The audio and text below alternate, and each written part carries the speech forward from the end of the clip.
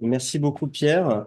Je vais dire un mot sur le cheminement qui m'a conduit à réfléchir sur la question pourquoi la France a besoin de liberté économique. C'est justement parce que quand j'étais au Canada, j'avais travaillé sur pourquoi la liberté économique est une bonne chose. De manière théorique, j'enseignais à HEC Montréal, je travaillais en think tank. Ensuite, je suis revenu en France et depuis quelques mois, je travaille pour un parti politique. Je suis le directeur des études adjoints des Républicains. Et quand on est en politique, on doit justifier pourquoi on défend une position. Donc, je me suis dit, je vais essayer de faire ce travail pédagogique, d'expliquer pourquoi la liberté économique est une bonne chose en général et particulièrement pour la France. Donc le plan je vais faire un peu comme Karl Friedrich tout à l'heure de manière pédagogique. Ma présentation euh, va être assez simple. C'est dans un premier temps, je vais répondre à la question pourquoi avons-nous besoin en général de la liberté économique en allant assez vite sur la question parce que ma présentation est complémentaire de celle qui vient après qui porte spécifiquement sur la question. Je vais donner trois arguments. La liberté économique produit de l'efficacité dans la société, permet d'accroître les richesses. La liberté économique est juste et morale. Et la liberté économique est romantique. Ensuite, dans une deuxième partie, je vais juste faire le diagnostic où en est-on en matière de liberté économique en France, avec une thèse simple. C'est contrairement à ce que disent beaucoup de médias, il n'y a pas eu de tournant ultralibéral dans les années 1980 et Macron n'a pas fait des réformes néolibérales qui fait que la France est un pays de liberté économique. La liberté économique est relativement plus faible en France qu'ailleurs, même si en absolu elle a augmenté depuis les années 80. Et la partie la plus importante, c'est pourquoi le faible niveau de liberté économique en France est nuisible à la fois pour notre économie, mais aussi pour notre système politique en général. Alors tout d'abord, qu'est-ce que la liberté économique? Euh, je pense que Nicolas y reviendra dessus, mais c'est bien, la pédagogie vient par la répétition. Je pense qu'on aura des angles complémentaires. Parce que moi, j'ai une approche un peu de philosophie politique aussi. La liberté consiste à faire des choses sans être sans contrainte. Donc c'est l'absence de coercition. C'est je fais quelque chose sans quelqu'un m'impose une action. Et en matière économique, c'est la liberté d'échanger quelque chose, un bien, un service, avec une autre personne qui est consentante pour cet échange, euh, et sans limiter la capacité d'échange des autres. Donc les ingrédients de la liberté économique, c'est la propriété privée, qui est la qui est la garantie justement que les échanges sont consentis, qu'on respecte ma personne, qu'on respecte mon travail. C'est ensuite l'échange dans un deuxième temps. Donc soit on est consommateur, on est producteur. Et un autre ingrédient de la liberté économique, il est institutionnel, c'est qu'il y a un État qui garantisse les contrats et la propriété privée. Donc les politiques de liberté économique, c'est par exemple celle qui consiste à réduire la taille du gouvernement dans ses fonctions non régaliennes. Donc c'est quand on réduit par exemple les subventions aux entreprises, les subventions aux ménages, c'est une politique de liberté économique. C'est protéger le droit de propriété, c'est-à-dire quand on fait respecter, quand on met les gens en prison, quand ils attaquent notre propriété, etc. C'est la déréglementation. C'est quand on considère que les marchés régulent mieux que les dépenses publiques, certains secteurs. Et c'est aussi, par exemple, une politique de liberté économique. On a parlé d'inflation, on a parlé un peu de monnaie. C'est de faire en sorte que l'État ou des entités supranationales ne manipulent pas la monnaie à des fins politiques. C'est assurer la neutralité de la monnaie, par exemple. Euh, donc, exemple de mesures concrètes de liberté économique, ce serait supprimer l'encadrement des loyers à Paris. C'est de considérer que faut soumettre les loyers au marché libre, par exemple, c'est une politique de liberté économique. Ou réduire la taxe sur les produits pétroliers, la taxe sur tout simplement le prix à la pompe de 10%, considérant que l'État n'a pas à se servir dans ce type de consommation. Un exemple de politique de réduction de liberté économique, là, il y en a plein, par contre, beaucoup plus d'exemples. Parce que, en fait, les exemples que je vous ai donnés, c'est des exemples fictifs. Donc, les exemples de politique de réduction de liberté économique, c'est par exemple considérer qu'il faut un vaste plan d'investissement dans le secteur en considérant que le marché va le faire. Donc, c'est par exemple faire un plan massif de subventions à l'intelligence artificielle, faire des plans, je vous ferai une liste de plans tout à l'heure, il y en a plein en ce moment, on s'y perd. Mais le postulat de ça, c'est de considérer qu'il y a une défaillance de marché et qu'il y a un sous-investissement et que l'État doit pallier à ce problème. C'est intervenir sur les prix du marché, donc par la fiscalité par exemple, ou alors mettre en place des réglementations. Donc, exemple de politique de réduction de liberté économique, c'est faire un plan pour les banlieues, par exemple. Il y a eu des émeutes, il faut un plan, il faut de l'investissement, etc. Qu'on considère là aussi que la société civile, le marché est inapte pour résoudre le problème. Ou alors, par exemple, c'est dépenser 154, ça c'est une vraie mesure, dépenser 154 millions d'euros pour inciter les Français à faire réparer leur fermeture éclair ou leur lacet. Donc, vous avez vu cette prime pour... donc ça, le postulat est quand même très très fort, c'est de dire que les acteurs économiques sont incapables de prendre en compte ce genre de problématiques de durabilité, par exemple. Alors, je vais commencer par les arguments un peu moraux ou généraux philosophiques. Euh, à chaque fois qu'on fait une atteinte à la liberté économique, donc liberté de commercer, liberté de jouir de ma propriété, etc., c'est une atteinte à des libertés plus générales. Donc, liberté d'échange, de faire circuler les idées, liberté de choisir ce qu'on fait de notre temps libre, etc., notre temps d'activité. Et à chaque fois, en fait, qu'il y a un contrôle économique, il y a nécessairement un contrôle sur les préférences des individus.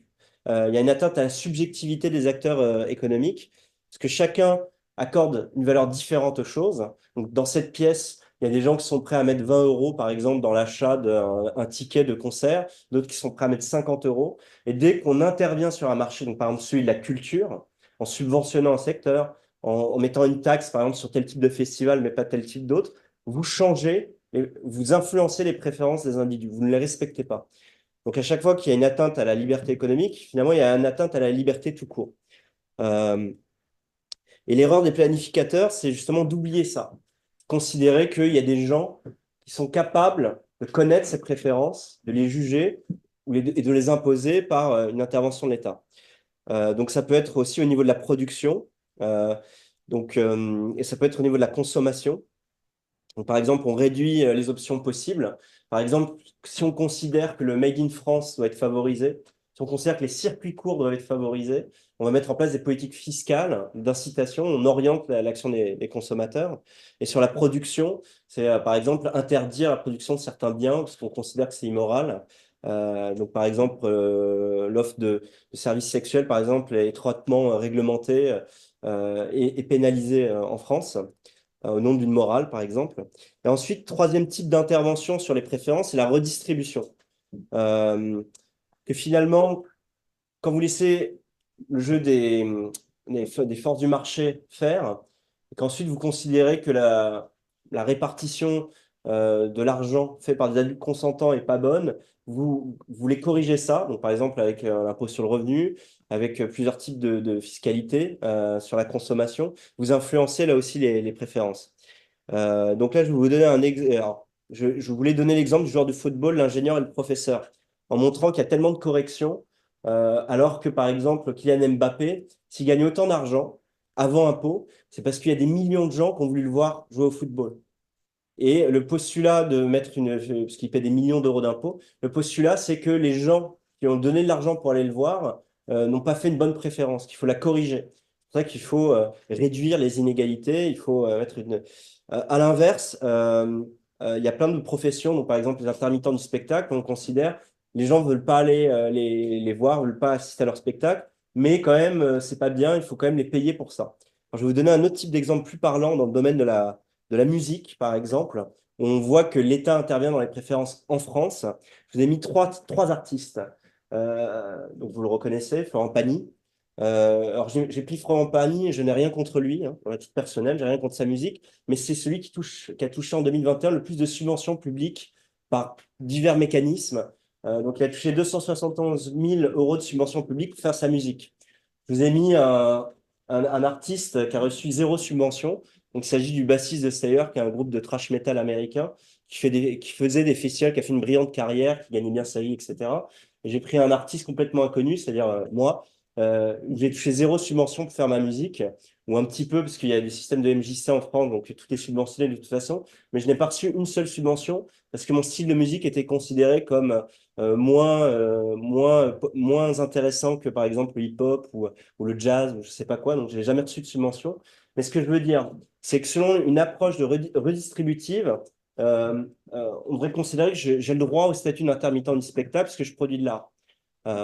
Mais le postulat, le problème, c'est que moi, ce que j'explique aux étudiants souvent, c'est si j'ai raté ma carrière dans la musique, parce qu'il n'y avait pas assez de gens qui étaient prêts à me payer pour que je sois musicien, parce que je ne réponds pas aux préférences des consommateurs. C'est pour ça que je me suis d'ailleurs, j'ai changé d'activité professionnelle suite à cet échec. Et le problème, en fait, en intervenant dans la formation des prix, donc par exemple en subventionnant Florent Pagny, c'est que vous considérez que la musique de Florent Pagny doit être valorisée par rapport à d'autres types de musique. Et c'est pour ça que je prenais l'exemple du métal vis-à-vis de la variété française, parce que le heavy metal en France ne reçoit aucune subvention. Alors que la variété française, oui, la musique classique. Donc vous voyez, ça revient à mon idée générale qu'à chaque fois que vous intervenez dans la redistribution, dans la production et la consommation, vous intervenez dans les préférences des gens. Ensuite, argument négatif, euh, euh, sans liberté économique, il n'y a pas de respect des libertés individuelles. Donc, toute intervention économique contient sa part de contrôle. Donc, à chaque fois que vous réglementez un secteur, vous subventionnez, vous mettez une fiscalité, une certification. Donc, par exemple, si vous, dans une profession réglementée, vous considérez qu'il faut remplir des critères pour accéder à cette profession, vous excluez certaines personnes, certains profils de ce marché. Donc là aussi, cette intervention économique se traduit dans une intervention sur la liberté effective des gens. Donc, par exemple, si vous instaurez une sorte de gratuité dans un secteur, si vous considérez, par exemple, l'enseignement supérieur, accéder à la fac, c'est gratuit, vous intervenez dans les préférences des gens. Parce que la gratuité est un mythe, et souvent, on en revient un peu, c'est comme la mesure de l'inflation, souvent, c'est masqué, mais quand beaucoup de gens en France croient que l'enseignement supérieur est gratuit. En réalité, il n'est pas gratuit. Un étudiant coûte environ 10 000 euros par année. Et 10 000 euros qui auraient pu être utilisés ailleurs, en fait, si on les avait redistribués aux contribuables. Donc là aussi, intervention économique en termes, c'est-à-dire qu'on considère qu'un bien doit être public, eh bien, en fait, vous intervenez sur les préférences des gens parce que, et vous utilisez de l'argent d'un artisan du Nord-Pas-de-Calais pour subventionner un étudiant en sociologie. Donc, vous intervenez mécaniquement sur des préférences plus générales qui sont extra-économiques. Parce que certains valorisent de faire des études, d'autres valorisent l'artisanat. Et là, vous intervenez en disant c'est beaucoup mieux en fait de faire des longues études par rapport à d'autres types de choix de vie. Voilà. Et un libéral comme moi considère que tous les choix de vie sont bons. Il ne devrait pas y avoir d'intervention sur les choix de vie des gens. Euh, Ensuite, un autre argument positif, là j'ai donné des arguments négatifs en essayant de montrer que dès que vous réduisez la liberté économique, vous réduisez la liberté générale. Là, je vais donner des arguments positifs en disant que la liberté, c'est un droit naturel à défendre. C'est à partir du moment où vous considérez que vous avez un droit de propriété sur votre personne, c'est-à-dire je suis né libre, j'ai un contrôle sur mon corps, hein, j'ai donc un contrôle sur le travail, sur comment j'exerce mon cerveau, ce que je fais de mon corps. Euh, et, euh, et comme disait Robert Nozick, si on considère que les individus ont des droits, alors il y a des choses qu'aucune personne ni aucun groupe ne peut faire sans enfreindre leurs droits. Or, très souvent, les interventions économiques enfreignent ces droits individuels. Ça part du postulat que la société précède l'individu, alors que le postulat que je fais, c'est que l'individu précède la société. Euh, un argument dans la prolongation, c'est que chacun a un intérêt à imaginer en tant qu'individu, il était là avant la société. Parce que chacun a intérêt finalement à vivre sa vie comme il l'entend et à faire de sorte avec ses prochains. Et les interventions économiques viennent casser ces postulats. Un autre argument que je considérerais romantique, et là que je prends au philosophe libertarien Pierre Lemieux, un Québécois, c'est l'argument romantique. C'est-à-dire qu'il y a une esthétique à une société de liberté économique. C'est à partir du moment où vous laissez chacun produire, exercer des activités comme il l'entend, échanger avec qui il veut, vous allez créer beaucoup plus de diversité dans la société. Alors là, entendez diversité en termes de diversité individuelle, pas de diversité comme on l'entend dans les médias. Vous allez avoir plein de profils différents. Vous allez stimuler l'esprit aventurier, le fait de se différencier d'un autre pour essayer d'obtenir une part de marché ou pour vendre votre produit. Et donc, vous allez avoir une société beaucoup plus intéressante, en fait. Donc, comme il disait, la liberté individuelle inclut le droit pour l'individu d'être apolitisé, le droit de vivre en marge et en paix. L'État est l'ennemi de l'aventure et de tout ce qui sort de l'ordinaire. Donc ça, je trouve que c'est un argument qu'on néglige souvent. C'est que la liberté, ça crée une société d'aventuriers, une société de gens qui sont très différents les uns des autres. Et à mon sens, une société plus belle. Voilà. Un autre argument positif pour la liberté, et là je vais passer très rapidement dessus, euh, c'est toujours l'argument du contrôle. Euh, il y a un argument chez Frédéric Charrier que je trouve très beau, mais je vais aller très vite parce qu'il va être repris après. Et il disait l'argent est un des plus magnifiques instruments de liberté que l'homme n'ait jamais inventé. Donc très souvent, dans le débat public, la liberté, c'est la démocratie. C'est-à-dire, on est libre quand on choisit notre député, quand on choisit notre président de la République, et c'est la définition qu'on prend tout le temps dans les médias, etc. Enfin, dans le débat public français. Alors que la liberté économique, c'est l'idée de dire qu'on est libre à partir du moment où on choisit avec son porte-monnaie, c'est-à-dire avec sur un marché, combien on met à tel type de bien. Et en fait, la mesure de la préférence est beaucoup plus précise sur un marché qu'en démocratie. C'est-à-dire que, par exemple, pour obtenir un bien qui est public actuellement, donc par exemple, je ne sais pas moi, les transports en commun, dans une société où tout serait privatisé, vous pourrez choisir entre plusieurs modes et avec votre porte-monnaie en mettant l'argent que vous voulez, en mettant en concurrence les différentes options alternatives. Alors qu'en condition de monopole, vous ne pouvez pas exercer cette liberté. Vous pouvez l'exercer en disant, bah, j'aimerais bien que la société de transport soit mieux gérée, mais ça reste, je veux dire, la dose de liberté est beaucoup moins grande par rapport à une liberté économique.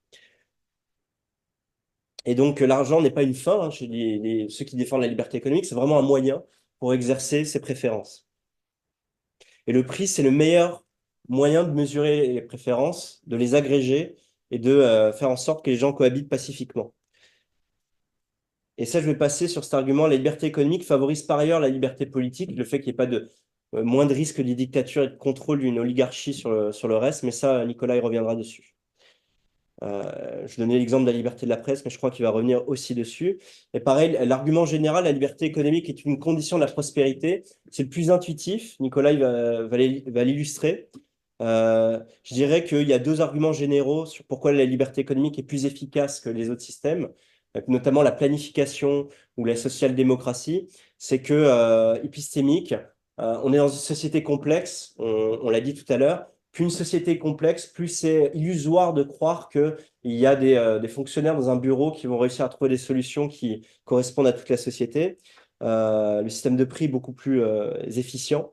Des raisons institutionnelles, c'est-à-dire tous les pays où le droit de propriété a été mis en place le plus tôt possible, tous les pays où le droit de propriété a été le mieux défini, c'est là où il y a eu ce miracle, le miracle de l'Occident. C'est ce que Derd McCloskey appelle le grand enrichissement.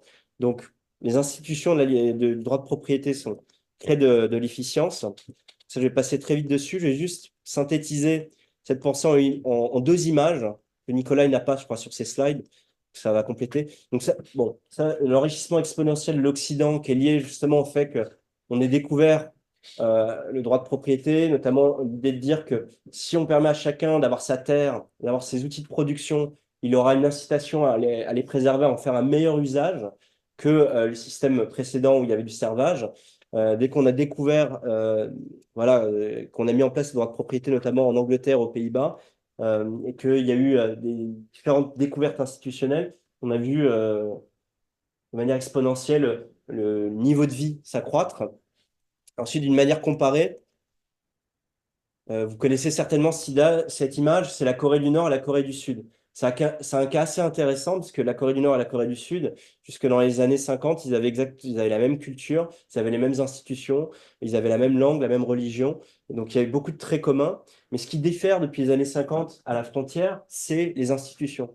C'est-à-dire qu'au Nord, vous n'avez pas d'institution euh, économique libérale, c'est un contrôle total de l'activité économique. Et au Sud, c'est justement un état de droit, des institutions qui favorisent l'entrepreneuriat, la liberté économique. Et vous voyez par les lumières, c'est une photo prise par satellite la nuit, vous voyez que c'est un outil approximatif de mesure de la prospérité, parce qu'on n'a pas de données sur la Corée du Nord, mais c'est une manière de vraiment montrer que ce qui est très important, c'est les institutions, et notamment la liberté économique.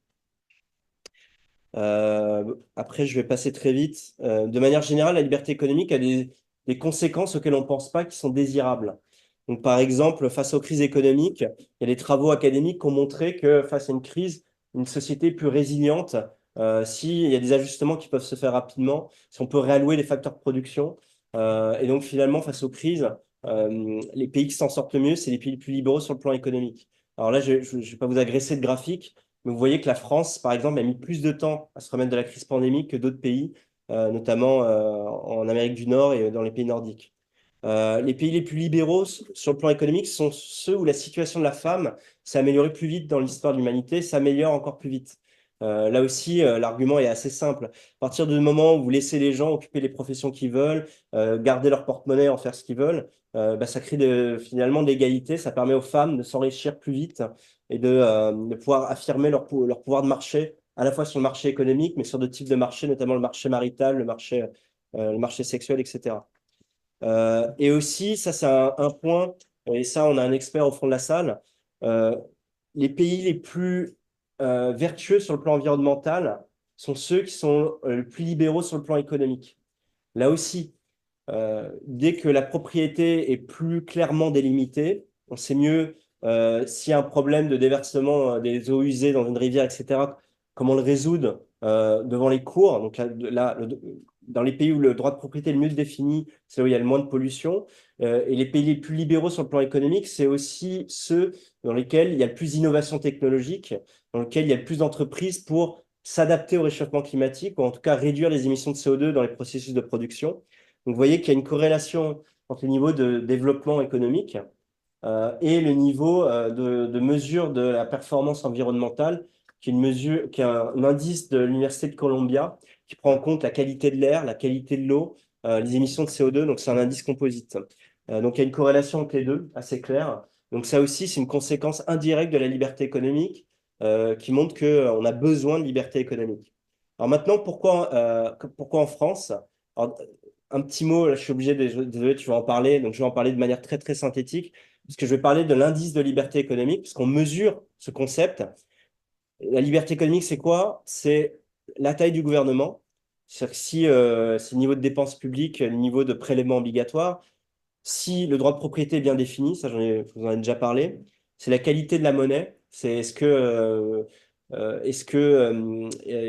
la masse monétaire, c'est l'inflation, donc on en a parlé, c'est la liberté commerciale internationale, c'est je vis dans un pays protectionniste, est-ce que je peux facilement faire des affaires avec d'autres pays, et c'est la réglementation. Donc, c'est ces cinq concepts qui sont mesurés par l'indice de liberté économique, mesuré par l'Institut Fraser au Canada et Heritage Foundation aux États-Unis.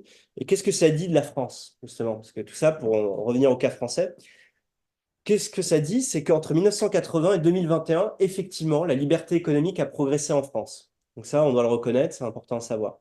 Mais moi, ce que je regarde, c'est le classement relatif de la France par rapport à d'autres pays. Et là, vous voyez qu'en 1980, on était 23e pays en termes de liberté économique. Aujourd'hui, on est 47e, selon l'Institut Fraser. Et ensuite, il faut regarder dans les sous-indicateurs.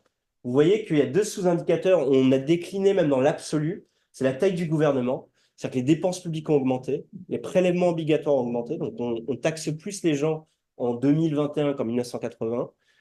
Et aussi, le nombre de fonctionnaires a augmenté. Donc, la taille du gouvernement a augmenté. Et la réglementation aussi, l'indice a décru, parce que c'est un indicateur de 0 à 10, de 1 à 10, pardon. C'est-à-dire 10, c'est un haut niveau de liberté économique, 1, c'est un faible niveau de liberté économique. Et vous voyez que le droit de propriété, on a nettement augmenté, c'est nettement amélioré en France. La monnaie, la qualité de la monnaie s'est nettement améliorée, mais je parle sous le contrôle de Karl Friedrich, mais c'est clairement l'euro qui fait cet effet-là. Et la Banque Centrale Européenne, l'institutionnalisation d'une Banque Centrale Européenne dont la mission, c'est de limiter l'inflation à 2%. Donc, c'est même pas la France, en fait, si vous voulez. L'amélioration n'est pas liée à des politiques gouvernementales françaises. Et la liberté commerciale internationale, ça a progressé également. Et pareil, on peut dire que c'est un effet de l'UE. Mais sur les choses qui dépendent vraiment de la France, ça s'est dégradé. Ça, c'est mon premier argument. Ensuite, si on prend un autre indicateur, celui de l'Heritage Foundation, on voit déjà qu'on est 62e.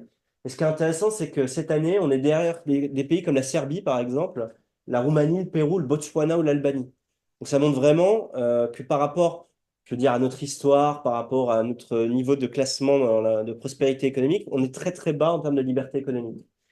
Et notre mauvais classement s'explique là aussi par le niveau des dépenses publiques. On est 172e dans le monde en termes de dépenses publiques, donc on est parmi les derniers de la classe mondiale. Et là, on est très mauvais ici sur le poids de la fiscalité, 169e mondial. Donc si vous regardez par rapport à l'Allemagne, on n'est pas très éloigné de l'Allemagne. Mais là, on est vraiment mauvais, c'est sur la réglementation également. Donc à partir de ça, Il y a aussi d'autres mesures qui sont pas dans ces indicateurs qu'on voit dans le débat public depuis plusieurs années. C'est ce que j'appelle le grand retour du planisme. Donc ça, j'ai pas encore écrit de papier académique dessus. Mais en fait, je me suis amusé dans ce slide à prendre depuis un an toutes les annonces de plans du gouvernement. Vous voyez, un plan de relance pour bâtir la France de 2030, un plan d'action pour l'école maternelle, un plan interministériel de lutte contre le harcèlement à l'école, un plan quinquennal pour le logement, un plan de lutte contre la pauvreté. Donc, vous voyez, en fait, bon, c'est de la communication. On reproche souvent à un gouvernement actuel de communiquer, mais qu'il n'y ait pas de vrai plan derrière. Il y a quand même ce retour de la mentalité du plan. Il y a un haut commissaire au plan, quand même, François Bayrou. Mais ce que je veux dire, c'est qu'il y a un changement depuis une dizaine d'années au niveau de la communication gouvernementale. C'est un problème égale un plan. Donc, il y a un retour de... Et puis, si vous regardez les politiques européennes, qui m'intéressent beaucoup en ce moment, avec les élections, c'est que la mandature précédente, le Green Deal européen, le pacte vert européen, qui porte mal son nom, c'est pas un pacte, c'est vraiment une stratégie de planification de l'écologie et de soumettre la société à un objectif commun, en fait. Donc, si vous voulez, au niveau de la philosophie générale des pouvoirs publics, je trouve qu'il y a il y a une régression de la liberté économique. Et, euh, et je pense que ça va aller en s'empirant dans les années à venir. Alors, si on prend le cas de la France, bon, quelques chiffres, hein. Sur 100 euros produits, 58 sont dépensés par l'État. Donc, il y a plus d'euros dépensés par l'État que dépensés par le... Il y a un effet d'éviction évident du secteur public sur le secteur privé. Sur 100 euros produits, on a 45 qui sont prélevés par l'État. Donc, on est les vice-champions de CDE avec le Danemark. Sur le nombre de fonctionnaires, c'est assez important quand même. Il y a près de 6 millions de personnes qui travaillent pour l'État en France. Donc, ça comporte, ça, ça implique les collectivités locales, les fonctionnaires de la sécurité sociale et les fonctionnaires centraux et tout type de contrat, mais c'est quand même 20% de l'emploi total. Donc, une personne sur cinq travaille pour l'État en France et c'est quand même une augmentation de 23% depuis 1996. Euh, Ensuite, il y a une inflation normative et réglementaire hors de contrôle. Il y a un professeur qui s'appelle le professeur François Facchini qui s'est amusé à aller dans les bibliothèques pour regarder, compter le nombre de pages au journal officiel. Vous voyez que, en gros, le nombre de pages au journal officiel dans les années... ah non, il remonte à 1871, hein, on ne va pas aller jusque-là. Mais à la fin de la Deuxième Guerre mondiale, vous aviez en gros 15 000 pages au journal officiel. Aujourd'hui, il y en a près de 25 000. Donc, vous voyez, une inflation de textes, de production normative qui est énorme. Après, moi, je me suis basé sur une publication qui est d'il y a quelques jours, qui montre, qui est publiée par le gouvernement. Donc, c'est accessible. J'ai été étonné que ce soit transparent.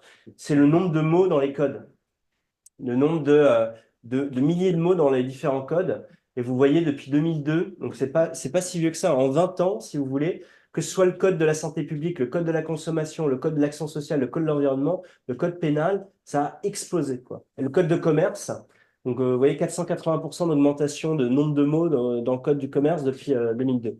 Donc il y a une inflation normative énorme. Euh, mais en fait, pourquoi c'est important? Parce que ça explique notre décrochage à la fois par rapport aux États-Unis et à la Chine, mais à la fois notre décrochage au sein de l'Union européenne. Donc là, j'ai pris tout simplement le niveau, le PIB par habitant entre l'Allemagne et la France, donc nos voisins, hein. Vous voyez, on avait un niveau de vie similaire entre 2000 et 2010. Entre les Français et les Allemands, le PIB par habitant était similaire, on va dire. Et à partir de 2010, les années 2010, vous voyez que l'écart s'est creusé. Et même avec la crise sanitaire, l'écart est important. Il est de l'ordre de, je crois, 20% le pouvoir d'achat entre les Allemands et les Français. Donc ça montre bien qu'il y a un problème spécifiquement français. Et c'est pour ça qu'on a d'autant plus besoin de liberté économique, parce que Nicolas il vous montrera que c'est la condition de la prospérité économique. Aussi, un autre indicateur qui est affligeant, c'est nos finances publiques. La crise de la dette, ça y est, on y est, parce que ça a déjà des conséquences multiples. Donc, on a 3100 milliards d'euros de dette, donc 1000 milliards depuis que Macron est arrivé au pouvoir. Donc, c'est 110% du PIB. C'est 70% de plus que l'Allemagne. Donc là, pareil, si on se compare à nos voisins allemands, vous voyez que trajectoire similaire et dérive depuis les années 2010. Euh, et, euh, et pourquoi c'est un problème?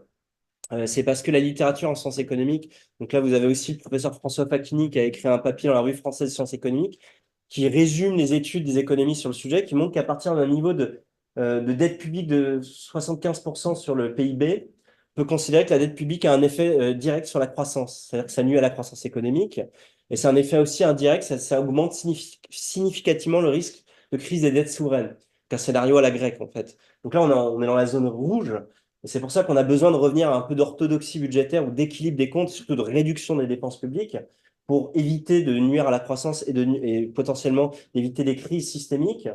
Et au-delà de ça, les charges d'intérêt de la dette explosent. Et donc ça aussi, c'est autant d'argent qu'on pourrait utiliser pour notre armée, notre justice, les choses qu'on considère, ou aussi au respect de droits de propriété. Donc vous avez un nombre d'occupations de logements qui ne cesse d'exploser en France, la délinquance augmente, et on n'a même pas assez d'argent là où l'État doit être efficace. Il y a un effet à cause de ça. Notre dette pose le problème de souveraineté, c'est-à-dire qu'elle est détenue pour moitié par des pays étrangers. Et du coup, ça pose des questions sur l'indépendance de notre politique. Et puis, mes collègues de mon parti politique sont députés européens, me disent systématiquement que la France est la risée de l'Europe. C'est-à-dire que vous arrivez dans une réunion pour négocier des traités, pour négocier des accords, des politiques publiques au niveau européen. Notre crédibilité est extrêmement basse parce qu'on ne sait pas gérer nos comptes publics, tout simplement. Ça pose plein de problèmes, question de la dette publique. C'est pour ça qu'il faut en revenir à une réduction massive des dépenses publiques. Ensuite, autre gros problème français identifié avec les indicateurs macro, c'est le fardeau réglementaire. En fait, la réglementation, c'est un impôt invisible, c'est un peu comme l'inflation. Et l'IFRAP, là, cette semaine, je crois, a sorti une étude qui l'évalue à 100 milliards d'euros quand même, et que les trois quarts de cette taxe cachée est payée par les entreprises. Euh, Selon l'OCDE, c'est 3% de notre PIB. Et pourquoi c'est un coût, la réglementation? Parce que vous êtes entrepreneur, chef d'entreprise, toute l'énergie, tout le temps, toutes les ressources humaines que vous passez à remplir des formulaires, à obéir à des règlements qui changent beaucoup. Parce qu'il y a deux problèmes avec le fardeau réglementaire, c'est le niveau absolu. C'est-à-dire, les codes sont imposants, vous avez besoin de juristes pour décortiquer ça, mais en plus, ça change chaque année. C'est aussi ça la crise agricole. C'est si vous allez sur le terrain, vous discutez avec des agriculteurs, ils vous disent, le gros problème qu'on a, c'est que ça change chaque année. Donc moi, si vous voulez, j'ai besoin d'un plan à 5 ans pour la rotation de mes cultures. Mais comme ils nous pondent des choses chaque année, bah, en fait, ça détruit mon business model, quoi. Donc tout ça, c'est des coûts. C'est un frein pour la compétitivité de nos entreprises. Ça les détourne de leurs activités productives. Ce qui est vrai pour les entreprises, c'est vrai pour les particuliers. On a atteint un tel degré de complexité fiscale, tel degré de complexité administrative que il y a des heures qu'on pourrait utiliser pour des activités complémentaires, faire de l'associatif qu'on utilise pour remplir nos formulaires d'impôt ou pour essayer de comprendre ce que l'État nous pose. Euh, L'effet concret, là, c'est que ça fait fuir les investisseurs. Donc oui, récemment, le gouvernement a communiqué sur le fait qu'on est un pays qui a attiré des investisseurs, mais dans le même temps, la force de taper sur les fleurons français en les surfiscalisant, en les dénonçant et en créant des réglementations, il y a quand même le PDG de Total, poids lourd du CAC 40, qui envisagerait de transférer la cotation principale à Wall Street. Donc au niveau micro, on sent que ça a quand même des effets. Je rappelle que nous avons le coût du travail le plus élevé d'Europe. Donc ça, pareil, la conséquence de ce manque de liberté économique est intuitive. Euh, ça, Ça empêche les chefs d'entreprise d'embaucher, ça fait fuir nos fleurons. Et nous sommes les champions du monde des prélèvements obligatoires. Et si on voulait juste s'ajuster à la moyenne de l'Union européenne, il faudrait une baisse d'impôts de 180 milliards d'euros. Et vous voyez très bien ce que disait François Facchini en audition à l'Assemblée nationale, c'est que politiquement, il n'y a pas de marge de manœuvre pour baisser les impôts de 180 milliards d'euros parce que il n'y a pas les marges de manœuvre politiques pour baisser les dépenses publiques de 180 milliards d'euros. Donc vous voyez qu'on est vraiment sclérosé et que la France n'a jamais eu autant besoin de liberté économique. Et je finirai là-dessus sur, pareil, les conséquences indirectes de notre faible liberté économique. Nicolas, il vous expliquera pourquoi la liberté économique est importante pour la liberté politique et la liberté de la presse théoriquement. Moi, j'essaie de vous montrer de manière pratique, c'est que comme il y a un monopole de l'État dans beaucoup de matières, notamment en matière de recherche, d'enseignement, en matière de journalisme, parce qu'il y a des écoles de journalisme qui est une étape, les écoles publiques de journalisme qui sont une étape obligatoire pour obtenir votre certification. En fait, ce monopole a un effet sur le débat d'idées, a un effet sur le pluralisme, puisqu'il y a une étude de l'Institut Thomas More qui est sortie cette semaine encore, donc c'est tout frais, qui a essayé de voir dans l'audiovisuel public s'il y avait un pluralisme au niveau des intervenants. Vous voyez que 50% des intervenants sont, selon eux, sur France 2, France 5, France Info, étaient inclassables politiquement. Le reste, 25% de gens de gauche, 21% issus de la majorité et 4% issus des droites au pluriel, c'est-à-dire de LR au RN, quoi. Vous voyez qu'il y a un truc qui cloche parce que du LR au RN, ça représente pas 4% de l'électorat. Donc vous voyez que moi j'écoute France Inter tous les matins. Tous les matins, j'écoute France Inter pendant 1 heure. Et non, non, mais il suffit de faire ça. Non, mais en fait, le problème, c'est que moi, j'ai aucun problème à ce qu'ils défendent des points de vue. Leur ligne éditoriale est assez claire. Moi, j'aime bien, c'est bien fait en plus. Mais le problème, c'est que c'est fait avec mes impôts. Donc, en fait, si vous voulez, à minima, j'aimerais bien qu'il y ait un France Inter de droite, mais c'est-à-dire que ce soit Pierre Garello qui soit présentateur. Vous voyez bien, mais en fait, c'est pas le cas. Donc, il y a un grave problème. En fait, il y a une subvention de type d'opinion avec l'argent de tous. Et ça pose un grave problème démocratique. Et je veux pas faire de la pub d'aucun candidat aux élections européennes, mais, mais quand même. Non, ce que je veux dire. Comment? Non, mais en fait, vous voyez aussi au niveau de l'organisation des débats démocratiques, c'est très étrange qu'il y a des élections européennes et que les médias publics aient décidé que pour organiser le débat des élections européennes, vous n'avez que deux candidats qui débattent et les autres candidats qui commentent les deux débatteurs principaux.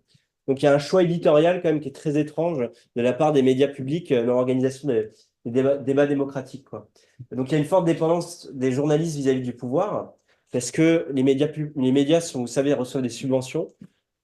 Du coup, ça nuit à l'indépendance, ça nuit au pluralisme du débat d'idées, ce manque de liberté économique. C'est pour ça que, si vous voulez un choc de liberté économique en France, c'est un choc au niveau des médias, au niveau des universités. Et même idée, vous avez une explosion des subventions publiques aux associations. Donc ça, c'est un article de la Tribune qui est sorti le 6 mai 2024, où vous voyez que, en fait, en 2011, les subventions aux associations, ça représentait environ 1,2 milliard d'euros. En 2022, 11 milliards d'euros.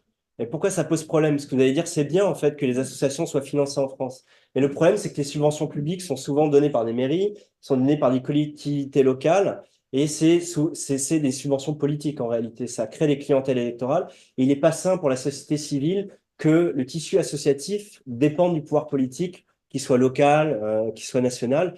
Et donc, vous voyez bien que cette inflation de dépenses publiques a un effet aussi sur le corps social de manière générale. Donc, il y a plein de problèmes à ce qu'il n'y ait pas assez de liberté économique en France. C'est des raisons purement économiques, mais des raisons extra-économiques, et notamment pour la santé de notre démocratie. Alors, pour conclure, je vais faire comme Karl Friedrich. Alors, on a besoin de liberté économique en général, parce que c'est un système juste, qui respecte les préférences des gens. C'est un système qui produit la richesse, qui enrichit tout le monde. C'est un système qui crée une société plus belle avec plus de gens différents. Deuxièmement, en France, on vous ment quand on vous dit qu'il y a un tournant ultralibéral, turbo-libéral dans les années 80 ou sous Macron. On voit que notamment depuis Macron, les dépenses publiques ont explosé. Et on a besoin de liberté économique en France parce que c'est à la fois les raisons nécessaires pour augmenter notre prospérité à tous, mais aussi pour ce que notre démocratie se porte bien. Voilà. Merci beaucoup pour votre attention.